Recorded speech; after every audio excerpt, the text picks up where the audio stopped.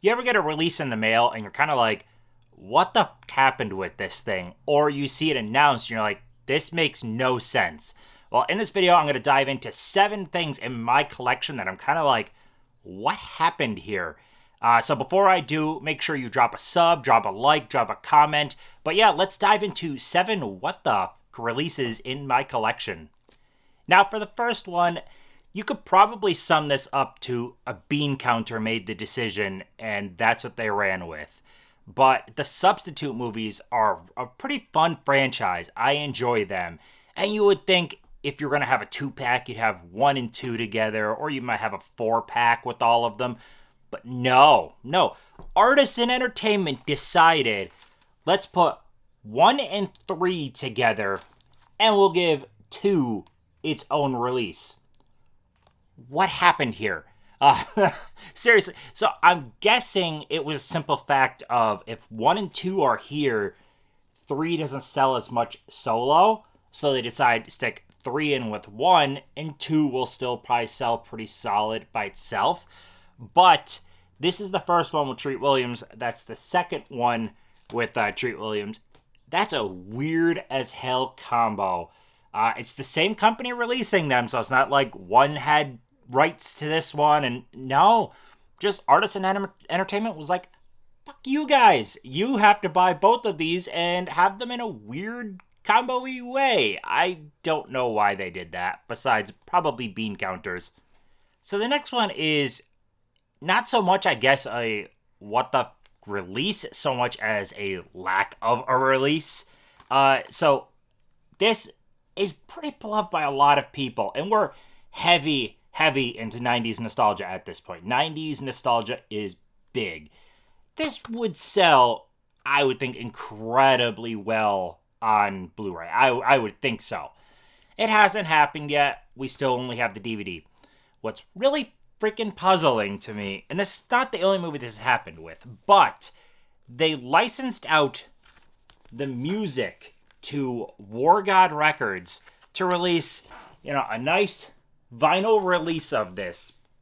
So they were like, you know what? Yeah, you can license this out, and this will sell enough to justify. So a record of music is justified, and they still didn't see any justification yet for a Blu-ray for this.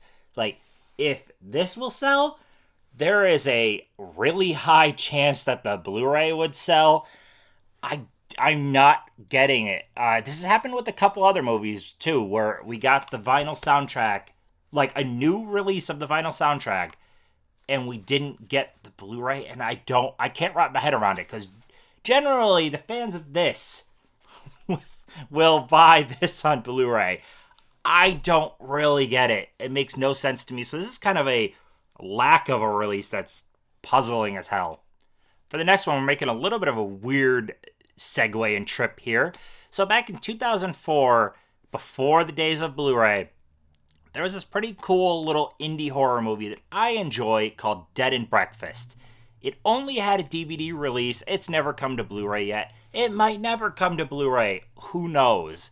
But you know what? It doesn't have a Blu-ray, but it does have a PSP UMD release. What? when I got this, when I found out this was on UMD and it's not on Blu-ray, it's so weird. So this was released by Anchor Bay. Anchor Bay is not around anymore, so maybe they didn't make the best financial decisions at all times, but there was justification found in releasing this pretty early PSP days, a movie to a video game system. These things cost more than it does to do a disc now. Altogether, the sales for this couldn't have been that big, but they found justification in it. And what's really weird is, granted, I was a little teenage nerd that actually did watch movies on my PSP, but that was not their function. But there was a lot of horror on PSP, and it's kind of mind-boggling. Think about watching horror movies on a 4.3-inch screen, pretty low resolution. It was like 360p resolution. Yeah, I can't believe these exist. What happened? Who was like, Yes, we totally need 30 Days of Night or John Carpenter's Vampires to be on the PSP. And even those are bigger titles than Dead and Breakfast. What? Oh, Lionsgate, I love you guys, but you make this WTF list with the release of But I'm a Cheerleader. This is a really good LGBTQ coming-of-age movie from the late 90s that I waited for quite a while to come to Blu-ray, and it finally came. So I grabbed this right away. The WTF moment of this is, for some inexplicable reason, so this was set to be a made-on-demand burn disc from the start. That was its intention. And then somewhere along the line, they decided to press the disc. And mine is indeed a regular pressed disc. But what's weird is they didn't stop or recall the burned ones, and they're out there too, and you had no idea when you ordered which one you were getting, and I don't know why they made that decision at all. I talked to other people that ordered this day one, and some of them got the burned version. I got the regular pressed disc. I don't get it, and you could tell it was even right there on the spine, it says Blu-ray disc. It doesn't have the Blu-ray disc logo, because when they are made on demand burn discs, they can't use the Blu-ray logo. They have to write Blu-ray disc. But on the actual disc, it has the logo, for mine at least, because it's a traditional pressed disc. I don't know what happened. If I got the burn, well, I ordered it, I guess, with the thinking it was going to be the burn one anyways, but that would aggravate me knowing that there's pressed versions out there, and I got the burned one. I don't know what happened there. I don't know why they decided to make that pivot, but it's definitely WTF type material here. On to the next one. This one is Paramount, and this one is really puzzling to me. When you print something, you need a certain DPI, a high enough quality image that it will print well. It will be sharp. And 99.9% of releases pull this off without much trouble. But for some weird reason, there was no checks and balances at Paramount when releasing Domestic Disturbance. And this is one of the lowest quality inserts I have ever seen. And that not only have they not acknowledged it that I've seen, they've not offered replacements, they've nothing. And some people have said you could print out a new one, and you can, but why do I have to buy a release and then print out a better quality? Like, it's, look at this. So hopefully that's showing up well. That is one of the low, like, these are horribly low quality. Actually, I could take the insert out so you could see even without the glare of the case. But my goodness, everything about this, you actually see like the pixelization there in Domestic. I can't grasp what happened here. Look at that. It's like I got this, I was downloading the image with AOL, and I stopped the image halfway before it finished loading, and I got that pixelated version. I can't wrap my head around how this made it out the door and why they've just kept quiet. I guess because Paramount's big enough that they could be like, we don't care. But to me, this is offer a insert replacement type material, but they don't care. And I never got one printed out, but my God. At this point, it's kind of just comical because it's so dumb.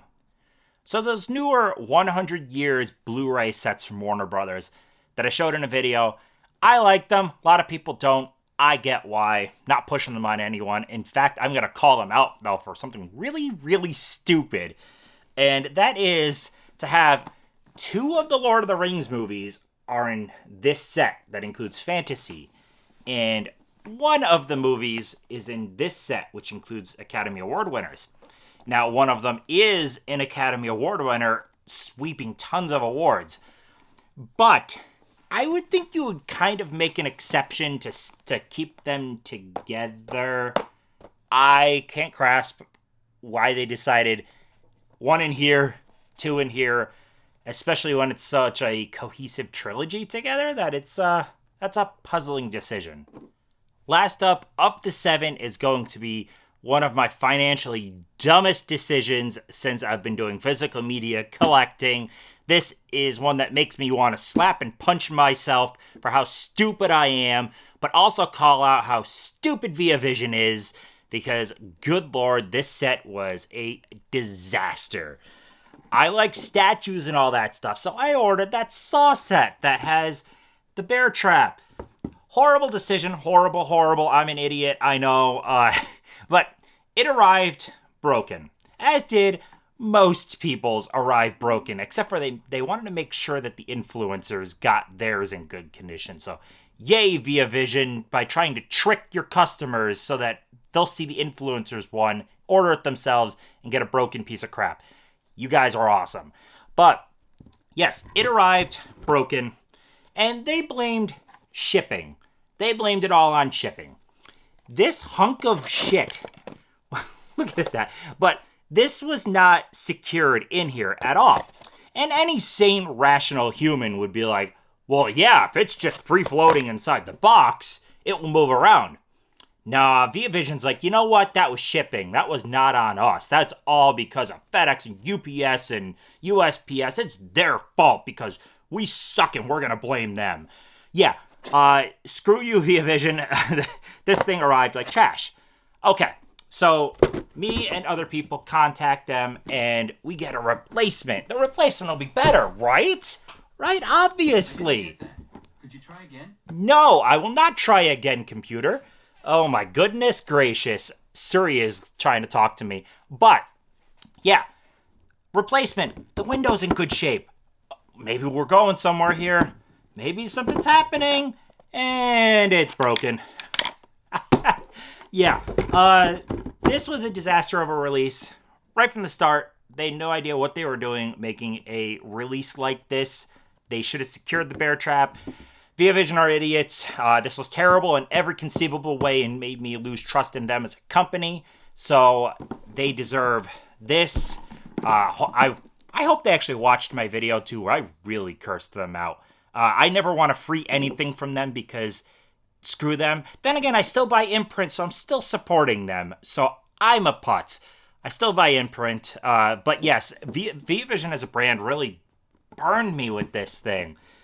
Oh, God. So that's very much so a WTF. But yeah, that's all 7, guys. That's it. Let me know your thoughts. Let me know down below any in your collection that made you kind of head scratch. Like, what? I'd love to know. There's many more in my collection, but these just kind of stood out. Like, I want to talk about these ones right now. But yeah, that's all I have. Like, comment, subscribe, and I will see you in the next one.